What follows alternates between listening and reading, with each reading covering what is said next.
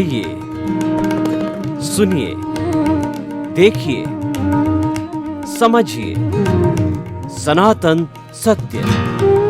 जैसी दृष्टि वैसी सृष्टि, दृष्टि विज्ञान।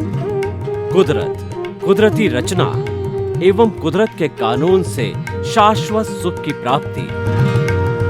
जोधपुर के परम पूज्य महात्मा उपासक प्रोफेसर डॉक्टर सोहन राज तातेड़ के निर्देशन में सनातन सत्य। जैसी दृष्टि वैसी सृष्टि, दृष्टि विज्ञान।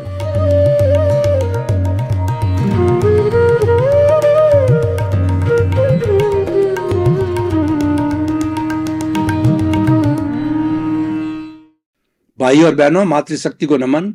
स्टूडियो में आपका हार्दिक स्वागत है, अभिनंदन है, सत्कार है। आत्मविज्ञान साइंस ऑफ द सोल कार्यक्रम के अंतर्गत हम आपको सही दृष्टि, सही सोच, राइट विजन, राइट थिंकिंग के तहत आपकी जो गलत विचारधारा है, आपकी जो गलत सोच है, आप जो गलत दिशा के अंदर सोच रहे हैं, आप जो नेगेटिव थिंकिंग कर रहे हैं, आप जो नकारात्मक सोच लिए बैठे हैं, उसको बदल करके हम सकारात्मक सोच के अंदर आपको बदलते हैं, आपको सही सोच देते हैं, क्योंकि ये हमारा दृष्टि का विज्ञान है और हमारे आत्मविज्ञान कार्यक्रम के केंद्र के अंदर आत्मा है।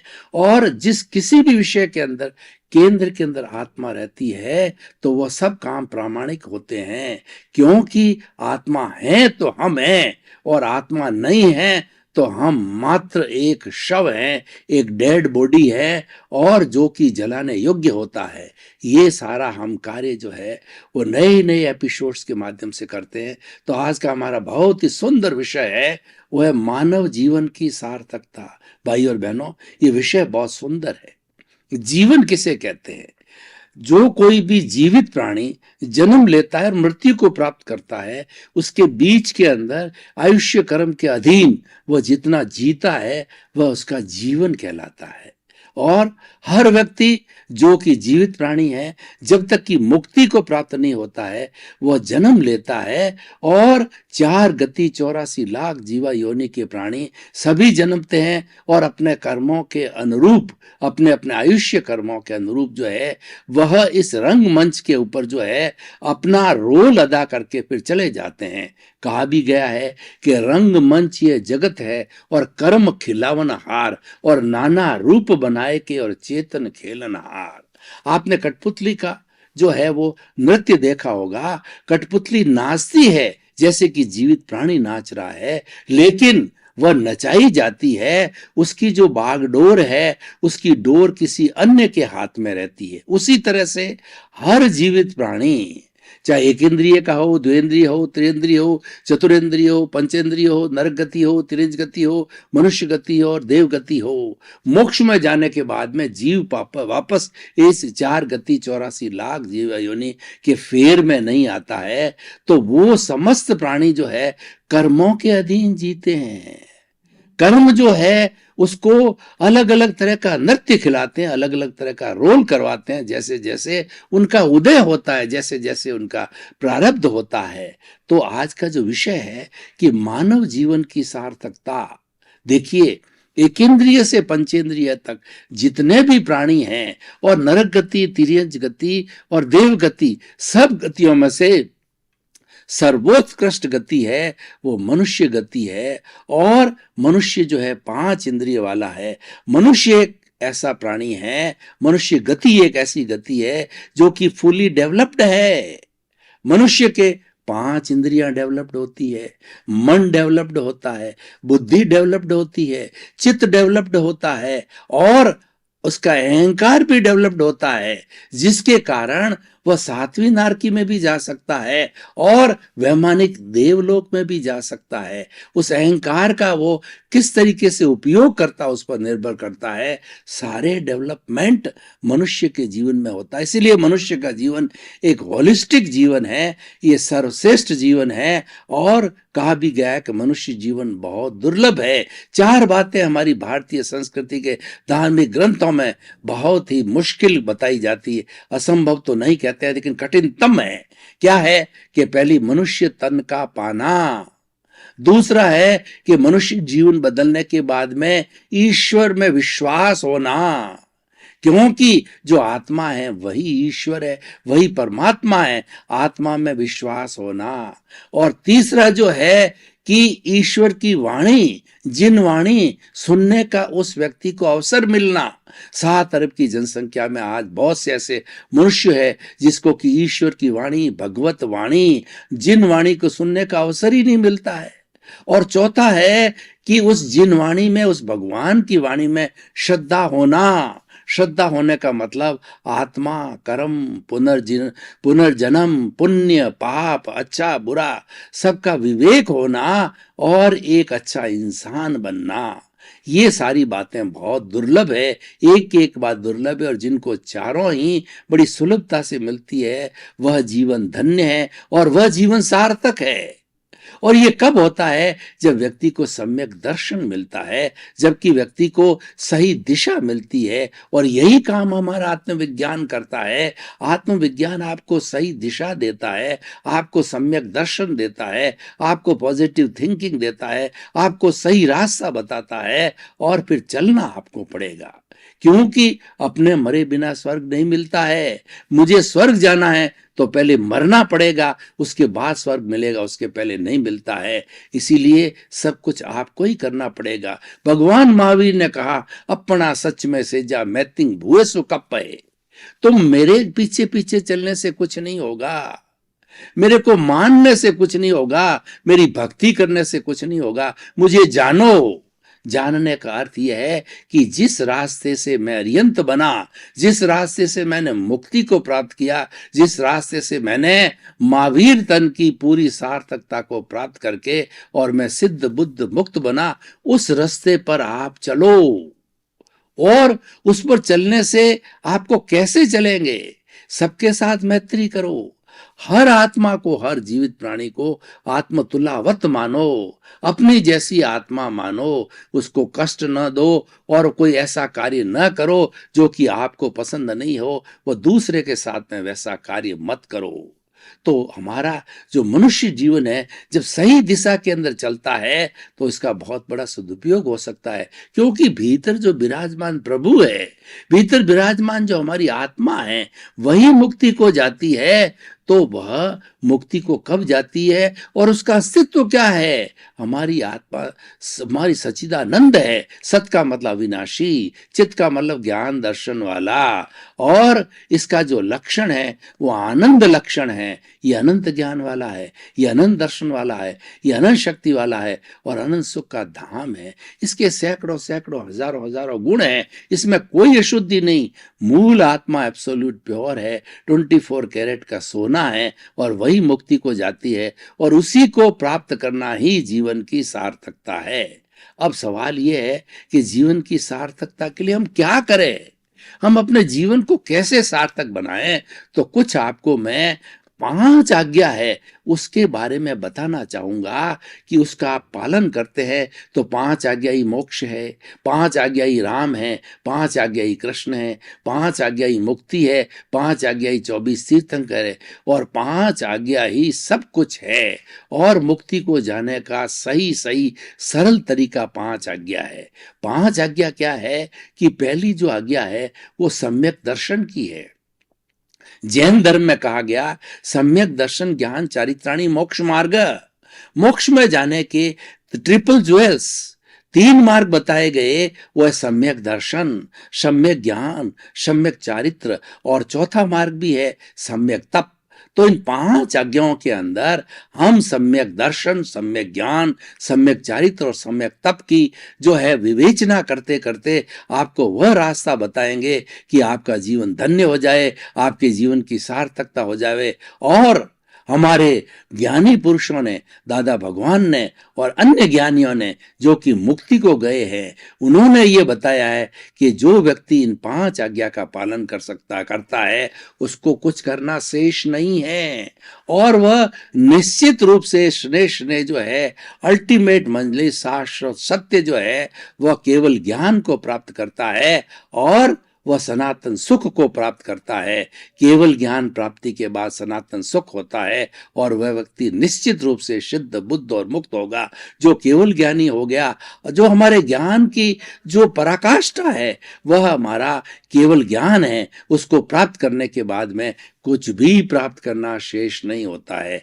तो हमारी पहली आज्ञा है रिलेटिव, यानी जितने भी जीवित प्राणी, 84 लाख जीवा योनि का कोई भी जीवित प्राणी, छोटा से छोटा वायरस और बड़ा से बड़ा मनुष्य, उसके बीच में एकेंद्रिय, द्विंद्रिय, त्रिंद्रिय, चतुरेंद्रिय, पंचेंद्रिय, पेड़ पौधे, जीव जंतु और हमारे वाइल्ड एनिमल और हमारे पशु पक्षी, मनुष्य, नरगति और उसके बाद के अंदर जो देवगति, समस्त जो है एकेंद्रिय पंचेंद्रिय के समस्त जीवित प्राणी हैं, उनका हर एक का शरीर होता है।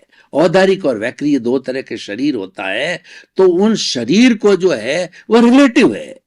वो रिलेटिव क्यों है कि जैसे जैसे उसने पूर्व जन्म के अंदर अपने भाव डाले हैं, अपने कॉजेज डाले हैं, ऐसी प्रतिष्ठा की है, जैसी प्रतिष्ठित आत्मा बनाई है, उसके अनुरूप उसको इस जन्म के अंदर उन कर्मों का भुगतान करने के लिए ये मन वचन काया रूपी खोड़िया, मन वचन काया रूपी ये पुतला, मन वचन काया रूपी ये शरीर मिलता है। ये पूर्व जन्म के कर्मों के भुगतान के लिए मिला है और ये रिलेटिव है, ये हरेक के होता है।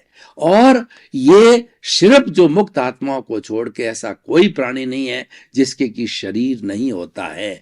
तो उसको रिलेटिव मानो कि ये हाड़ मांस का पुतला है, ये देहधारी है, नामधारी है। उदाहरण के तौर पर आपके सामने अप्सरा जैसी कोई सुंदर स्त्री आ जावे तो उसको कहना कि उसको समझना कि ये तो हाड़ मांस का पुतला, ये रिलेटिव है और इसके ऊपर गोरी गोरी चमड़ी की और मुझे लुब्ध नहीं होना है। इस चमड़ी को हटाया जाए तो इसके भीतर इतना बदबू का संसार है कि आप एक मिनट भी वहां खड़े नहीं रह सकते हो। सबसे ज्यादा बदबू देने वाला मनुष्य जीवन का जो ये भीतर का हाड़ मांस है वह सबसे ज्यादा बदबू वाला है। तो ये हमारा रिलेटिव हो गया। अब रियल क्या हो गया? मुख्य बात है जो हमारा पुरुषार्थ है, मुख्य बात जो हमें समझने की है, मुख्य जो अस्तित्व है हमारा वह रियल है। इसके भीतर जो मूल आत्मा, शुद्ध आत्मा विराजमान है, उसको मैं 84 लाख जीवा योनि प्राणियों के भीतर विराजमान शुद्ध आत्मा भगवान को निर्दोष दृष्टि से दर्शन, उसको नमन करता हूं। देखिए, ये मुख्य बात है कि ये हमारा अस्तित्व है और वो अस्तित्व सब में, हर जीवित प्राणी के अंदर मूल आत्मा सबका एक है। चाहे राम का है, चाहे कृष्ण का है, चाहे महावीर का है, चाहे सीता का है, चाहे आपका है, चाहे मेरा है, चाहे पेड़ पौधे का है, चाहे गाय भैंस का है, चाहे वारस का, सब में मूल आत्मा प्रभु एक जैसा है। अलग अलग जो रिलेटिव मैं बात की है वो कर्मों के अधीन रिलेटिव शरीर मिलता है। तो उसको निर्दोष दृष्टि से नमन करना। इस दुनिया के अंदर कोई दोषित नहीं है। ये पूरी सृष्टि वीतराग है। 84 लाख जीवा योनि के प्राणी आपके लिए वीतराग है। आपके भीतर जो मूल आत्मा, शुद्ध आत्मा विराजमान है वह वीतराग है। तो फिर ये सारा दूषित क्यों है? ये सारा दुख किस बात का है? ये दुख है राग द्वेष का है, ये दुख कषाय का है, ये दुख कर्म शरीर का है, कॉजल बॉडी का है, और लिंग शरीर का है। ये कषाय है, ये कर्मों का बंधन है, और ये 8 कर्मों का पुलिंदा है। यही अशुद्धि है। इसको धोना, इसको साफ करना, ये जड़ है। और ये गलन मिलन धर्मा है, इसमें वर्ण गंध रस होता है। इसको हमारा जो शुद्ध आत्मा भगवान जो चेतन तत्व है उससे अलग करना। दोनों सच्चाई है, दोनों शाश्वत है, लेकिन दोनों के बीच में वेल्डिंग पड़ी हुई है, दोनों के बीच में अज्ञान है, और उस अज्ञान को मिटाना ही मानव जीवन की सबसे बड़ी सार्थकता है। और एक बार अज्ञान मिट गया तो ये हमें सम्यक दर्शन हो जाता है। तो ये रियल और रिलेटिव है, ये सम्यक दर्शन है। रियल और रिलेटिव को जानना ये सही दिशा, ये दृष्टि विज्ञान है। इसको जानने के बाद हम आगे से आगे बढ़ते जाएंगे कि ये शरीर तो पुद्गल है, ये नाशवान है, शरीर अलग है, भीतर विराजमान प्रभु अलग है, और ये जो है मिश्र चेतन है, ये प्रभु के विराजने के कारण ये प्रभुवत हो गया, ये आत्मवत हो गया और उसके अनुरूप हलन चलन करता है।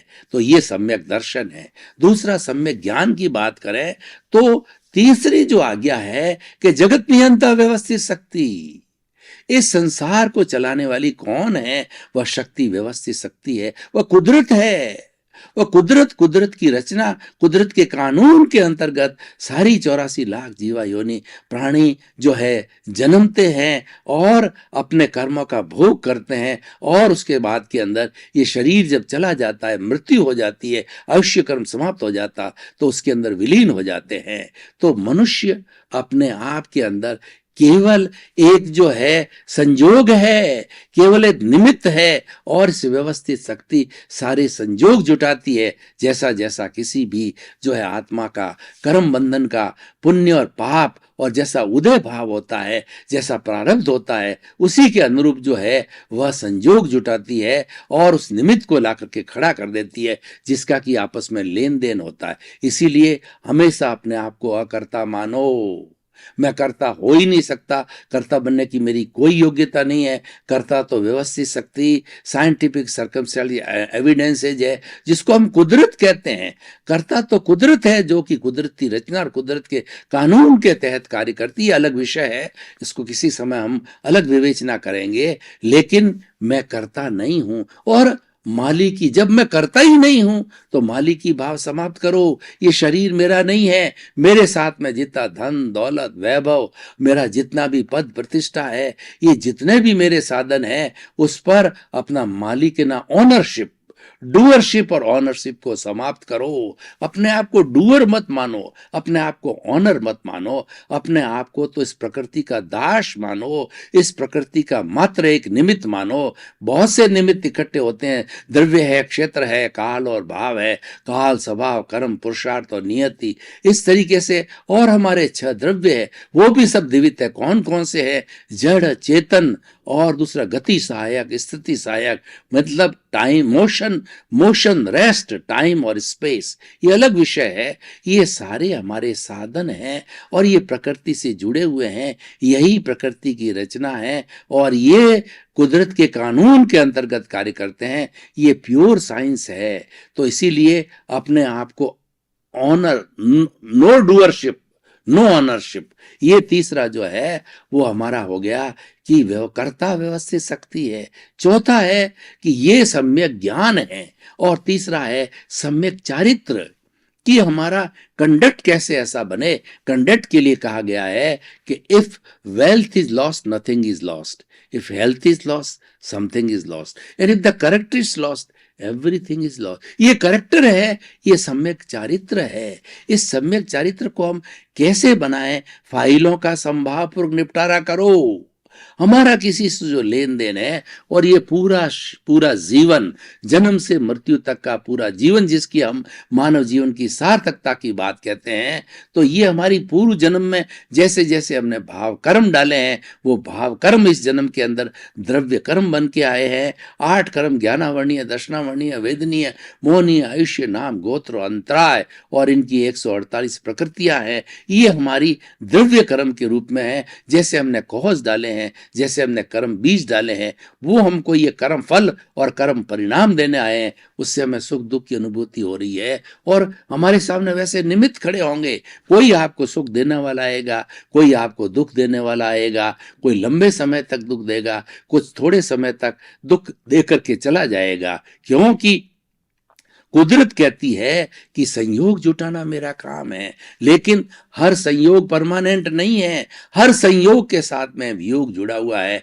जितना जितना कर्मों का उदय है, प्रारब्ध है, उसके अनुरूप संयोग और वियोग आते रहते हैं और जाते रहते हैं। कोई परमानेंट नहीं है। जो आया है वह चला जाएगा, यह भी चला जाएगा, यह भी चला जाएगा। दुख है तो यह भी चला जाएगा, यह भी चला जाएगा। सुख है तो यह भी चला जाएगा, यह भी चला जाएगा। यानी जो कुछ हमारे साथ घटित हो रहा है वो हमारा किया हुआ है, उसको संभाव से सहन करो। संभाव से सहन कैसे करें? कि हमें प्रायोगिक रूप ऐसा है कि जो कुछ हमारे सामने सुबह से शाम पूरे जीवन भर सुख दुख घटित हो रहा है, उसके अंदर ज्ञाता दृष्टा रहो, उसको जानने वाला अलग रहो कि ये भुगतने वाला तो सोहन राज है। सोहन राज पिछले जन्म के अंदर जो करके आया था, तो उसको ये मन वचन काया रूपी ये भुगतान के लिए शरीर मिला है। मैं तो देखने वाला हूं, मैं तो जानने वाला हूं, मैं अलग हूं, ये अलग है। तो ज्ञाता दृष्टा भाव से संभाव में रह करके उन फाइलों को बिना उनसे जुड़े हुए, उनसे जुड़ेंगे तो राग द्वेष पैदा हो जाएगा, उससे नहीं जुड़ेंगे। उससे तन्मयाकार शब्द बहुत एक्यूरेट शब्द है। अगर हम उससे तन्मयाकार नहीं होंगे तो हमारे राग द्वेष नहीं जुड़ेंगे। राग द्वेष नहीं जुड़ेंगे तो नए कॉज नहीं पड़ेंगे। जब नए कॉज नहीं पड़ेंगे तो हमारा कॉजल बॉडी नहीं बनेगी, और कॉजल बॉडी नहीं रहेगी और जब शून्य हो जाएगा तो हम सिद्ध बुद्ध मुक्त हो जाएंगे। एक क्षण भी आत्मा इस शरीर के अंदर नहीं रह सकती। ये तो 4 आज्ञा होगी। 5वीं आज्ञा है जो हमारा सम्यक तप की बात कर रहे हैं। सम्यक तप जो चौथा मार्ग है, सम्यक तप, और 5वीं आज्ञा है कि जागृति में रहो। जब कोई हमारे पुण्योदय से हमको ज्ञानी मिल जाते हैं, दादा भगवान, भगवान महावीर जैसे, वैसा गुरु मिल जाता है। गुरु किसको कहते हैं? गु का मतलब अंधकार, रू मतलब दूर करने वाला।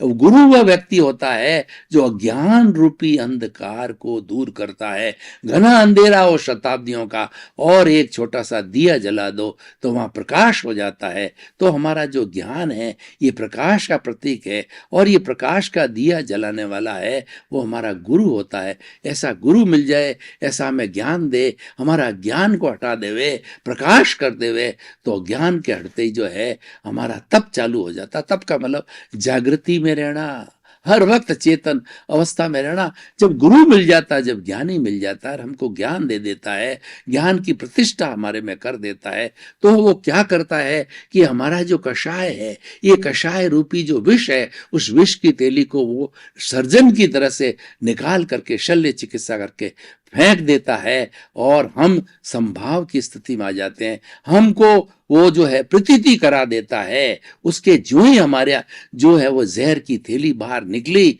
कि हमें ये प्रतीति हो जाता है कि मैं तो शुद्ध आत्मा हूं, मेरा विभाव चला गया, अब मैं स्वभाव में रमण करने वाला शुद्ध आत्मा की प्रतीति करा देता है। 100% प्रतीति करा देता है, 24 आवर्स की प्रतीति करा देता है, और उसके साथ साथ में 15% का जो है हमको जागृति दे देता है।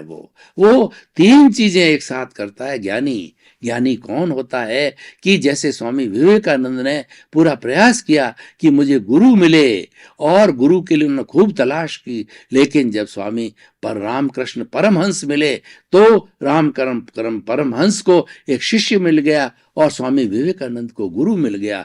गुरु शिष्य में विलीन हो गया, शिष्य गुरु में विलीन हो गया, और उन्होंने बड़े बड़े कार्य किए। तो ऐसा ज्ञानी जब मिल जाता है, 3 बातें करा देता है। आत्मा की 100% प्रतीति करा देता है, और 15% हमारे जागृति का ग्राफ खड़ा कर देता है कि तुम इसका विकास कर। उसकी नींव लगा देता है कि इस जागृति में रह करके 15, 16, 18, 20 करते करते 100% तक तुम जागृति में आ जाओगे। तो जो उसके साथ में तीसरा ग्राफ दिया कि इस जागृति के साथ में तुम्हारा उसके प्रोपोर्शनेट तुम्हारा अनुभव बढ़ता रहेगा। वो 2% अनुभव का खाना बना देता है, वो ग्राफ बना देता है, वह स्थिति पैदा कर देता है ज्ञान देने के साथ में। तो 2% का अनुभव धीरे धीरे बढ़ते बढ़ते जब 100% अनुभव की अवस्था में हो जाता है तो हमारा केवल दर्शन हो जाता है। हमें एक ज्ञान के सूर्य का प्रकाश मिलता है। एक तपता हुआ सूरज किस तरीके से प्रकाश देता है, तो वो हमें ज्ञान का प्रकाश मिलता है। उसके बाद में हमको कुछ भी करना शेष नहीं रहता है, और अवधि दर्शन होने के बाद के अंदर वो हमारा अगला जन्म वो जो है वो केवल ज्ञान का जन्म होता है, और फिर हम स्नेह स्नेह सिद्ध बुद्ध और मुक्त हो जाते हैं। तो भाई और बहनों, ये मानव जीवन की सार्थकता है। और मैं इस एपिसोड को आज जो हमारे ऑडियंस जो है उनके सामने खुला करता हूँ। खुला करने का अर्थ ये है उसकी रिलीवेंस, उसकी सामाजिक उपयोगिता, उसकी प्रासंगिकता, कि इससे व्यक्ति को क्या लाभ होगा, इससे समाज को क्या लाभ होगा, इससे विश्व को क्या लाभ होगा। तो मैं कहना चाहूंगा कि हमारे जो है ऋषि मुनियों ने वसुधैव कुटुंबकम की जो स्थापना की थी, जिसको विस्मृति हो गई है, तो पुनः जो है ये हमारे 5वां सूत्र, 5वां आज्ञा है, वसुधैव कुटुंबकम की पुनर्स्थापना करेगा, और 7 अरब की जनसंख्या को ऐसा लगेगा कि हम सभी स्वर्ग के अंदर निवास करते हैं, क्योंकि कोई भी दुख नहीं चाहता है। हर जीवित प्राणी सुख चाहता है। 84 लाख जीवा योनि का प्राणी जिसने भी जन्म लिया है, कोई दुख नहीं चाहता, हर एक सुख चाहता है। तो हम किसी को दुख क्यों दें? तो आइए इस सृष्टि को जो है हम एक स्वर्ग बनावें, सबके जीने लायक बनावें। उसका आधार है और मानव जीवन की सार्थकता को 100% सार्थक बनावें, इसका सदुपयोग करें। भाई और बहनों, आपका बहुत बहुत धन्यवाद। आप हमारे आत्मविज्ञान कार्यक्रम की आत्मा हो, आप आत्मविज्ञान कार्यक्रम बराबर देख रहे हो, हमको फीडबैक मिल रहा है। हमारे पीछे जो हमारी वेबसाइट, हमारा ईमेल और हमारा जो मोबाइल ऐप है, उसके माध्यम से आप अपनी जिज्ञासा भेज सकते हैं। आपको हर जिज्ञासा का समाधान मिलेगा और उन जिज्ञासाओं के आने के अनुरूप ही हम नए नए एपिसोड्स तैयार करके आप तक लाएंगे। हमारा मुख्य उद्देश्य है सुधरे व्यक्ति समाज व्यक्ति से राष्ट्र स्वयं सुधरेगा। हम विश्व की सबसे छोटी इकाई जो है वह है मानव को सुधारना चाहते हैं, मानव को अच्छा इंसान बनाना चाहते हैं। इसी क्रम में आपका जीवन आनंदमय हो, मंगलमय हो और आप पूरे जीवन भर समाज का परोपकार करते हुए सिद्ध बुद्ध मुक्त बने। आपके प्रति मंगल पाओ।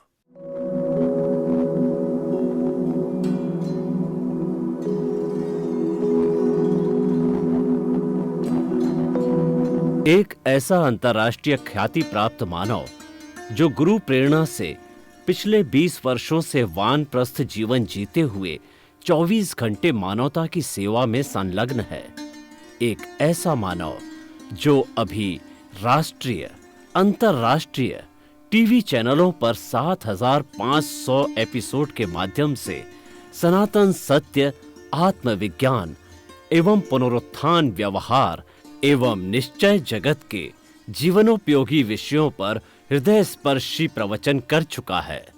उस मानव का नाम है महात्मा उपासक प्रोफेसर डॉक्टर सोहन राज तातेड़।